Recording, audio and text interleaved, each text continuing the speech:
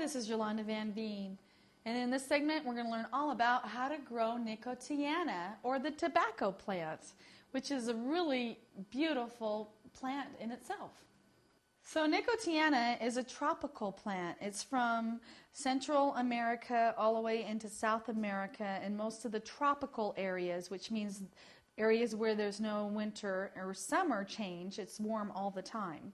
And so they like really warm tropical climates, and they can only grow outside from zones 9 to 11, which means they don't want any frost at all. So Nicotiana is related to the nightshade, and they're a gorgeous flower too. So the Nicotiana, because they are from the tropics, they love a warm, hot, humid conditions. And so they don't like real dry desert conditions, and they don't like too wet and freezing conditions.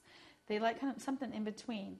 So when you're growing them in the garden, make sure and start them by seed after the last chance of frost. And don't even put them outside until it's over 60 degrees at night. So a lot of times it's better to wait till later when you put them outside, because if you put them outside too early, then they might just die because it's too cold. Even if it's not freezing, they still really like that warm tropical environment. Nicotiana tabacum is the variety that's mostly used for tobacco, and it's native to South America, and it grows sometimes as a biennial in colder climates because it takes 2 years to get blooms, whereas in warmer climates it'll bloom the first year. And they have small, slightly fragrant greenish white or pinkish red bell-shaped flowers that are really, really pretty. So you start the Nicotiana in the spring by seed, or some varieties you can start by division, especially if you live in a warmer climate. And they'll bloom all summer long, and then they'll die back in the fall. You can collect the seeds and plant them again in the spring, or they'll just seed themselves. Or you can buy the seed packets in the spring and plant them.